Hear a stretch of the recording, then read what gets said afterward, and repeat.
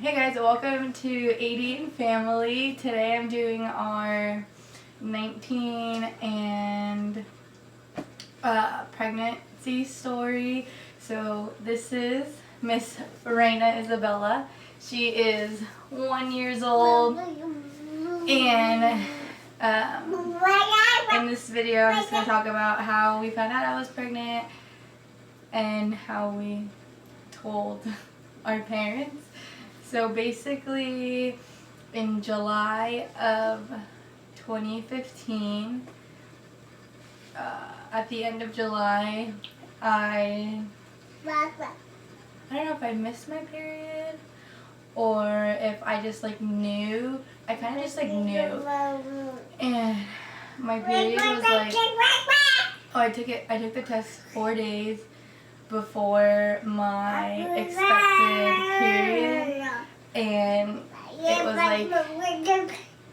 like a very, very, very faint line. So Diego didn't really think that I was, just because it was really faint. And then when I actually missed my period, I took another one and it was the same thing still. So that was the end of July. And then I didn't tell no one in August. Come Labor Day weekend, is that the one that's in September? Labor Day weekend, I'm pretty sure. September of 2015, we told my mom, and basically I just texted her and I was like, I'm pregnant and I'm not gonna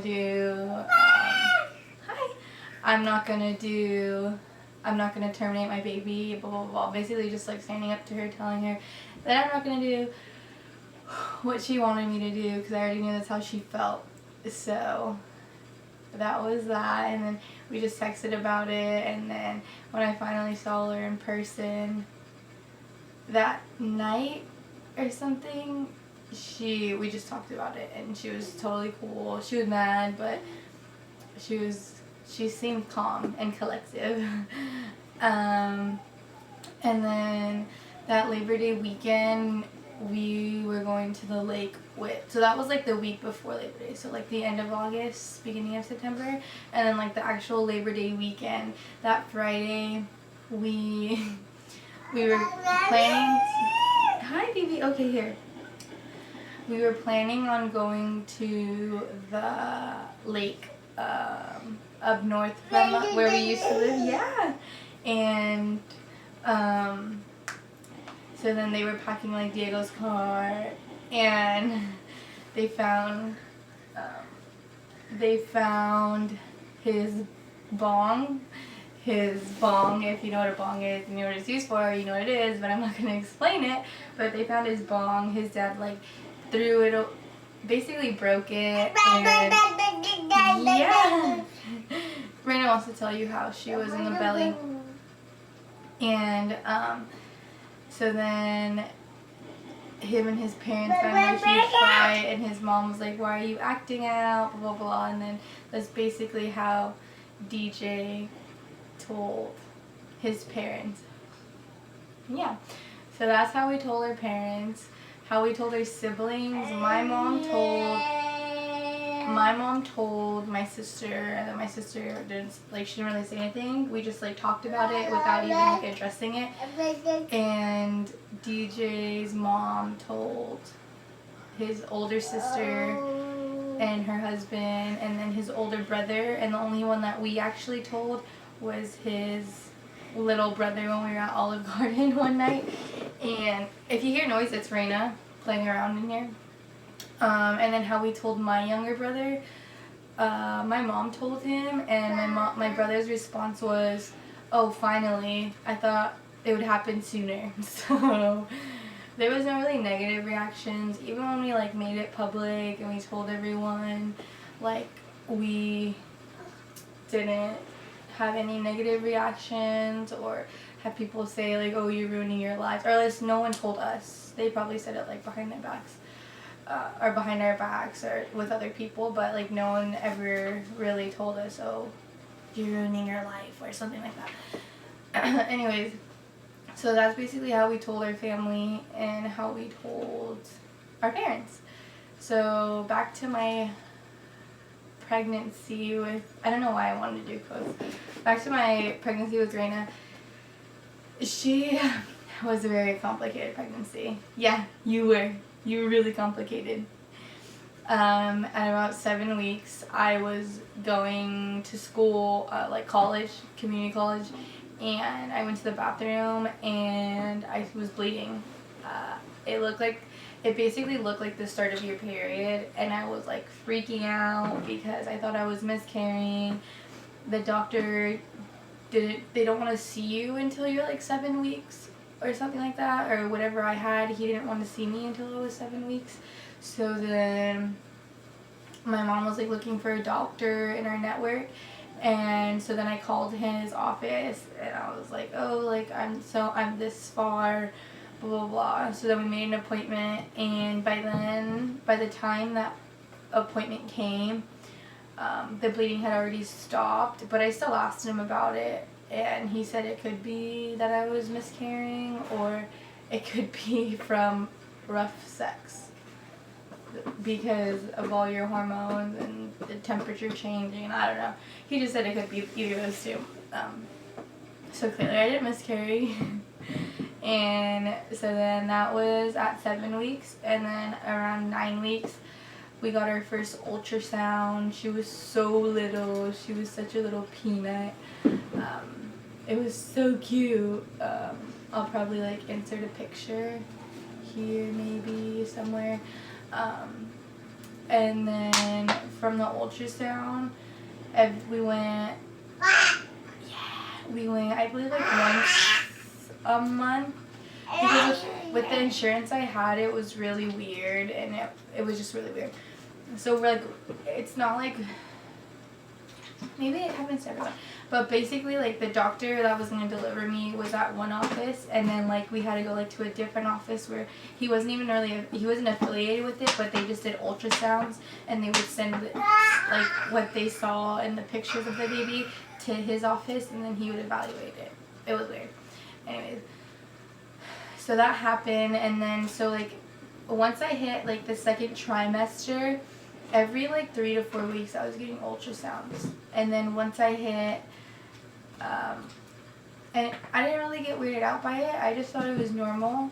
And then once I hit my third trimester, which was I think around the new year like towards the new year, end of January, beginning of February, whenever it was in my 27th week, they finally told me that they think that she was having intrauterine growth restriction. So basically, like each week you're pregnant, the baby is supposed to measure a certain average of what like the average fetus per that week would weigh and how long they would be and the length of their body parts and stuff like that.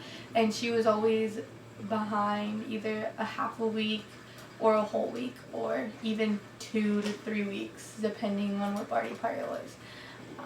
So they never really told me, but like they didn't really say what it was. So when we would get ultrasounds after that, I would watch the little at the bottom of the screen. They had the little box, and at that box, when they measured that certain part, it said like the average, like what it weighed to, like how long it was correlating to what week it would be. And then at the top of the screen, it would have like what actual week and week to date I was. So say if I was like 27 weeks and 4 days, it would say that at the top. And then if her leg measured like 23 and 5 days, it would say in the little box. So I'd always pay attention to that, and I kind of figured out what they were worried about, because like her head was always big or too small, and then her legs were always a little small, and like I think her stomach area maybe. Anyways, that was like at 27 weeks. Oh, but I forgot. Right before, really random. Right before Thanksgiving, that Wednesday before Thanksgiving, we found out the gender. We didn't tell. We only told my mom and my sister. DJ's sister at the time was living in Utah, so we were gonna visit them for Christmas. So they wanted us to like surprise them, and so we sent them the gender, and they got cookies made. So when we got there the first day in December, the first day of our vacation when we went for Christmas, we opened the box as soon as we got home from the airport, and they found out that we were having a girl. And so that's how everyone found out the gender. Back to her complication. So basically, after I hit my third trimester, they told me that I was gonna have to go into NST testing, which is like the non-stress test, where they put like, if you've been in labor or if you're pregnant or whatever, they'll put 2 little monitors, one to mark your contractions and one to monitor the baby's heart rate. So they would put that on me once a week for 15 minutes, and she had to have an acceleration, I think like 5 or 7 accelerations or something like that within the 15 and 20 minute span that they were connected. Yeah, 5 to 7 accelerations of her heartbeat when she was getting monitored. And if they didn't, then they would come in and they would like buzz my stomach with like basically like a massager almost, and like, but it was like a stick, it was like a stick form, so they would like buzz the side of my stomach or wherever she was to try to make her accelerate. So I did that. I think I went once every week, and then once we got closer, they wanted me to do twice a week. And then we would do ultrasounds, and we would do growth ultrasounds to make sure she was like developing correctly. And so basically around, I would say like the end of February, beginning of March, they told us that she was like in the 10th percentile, under 10 percentile of what she should be. So they were like getting pretty concerned. So when I would go back to my OBGYN, he didn't seem like that concerned about it at all. Like it was nothing to be concerned about that she was small. So then finally April, the week she was born, I went in for my regular Tuesday NST. Everything seemed fine. The ultrasound seemed fine. And then I had my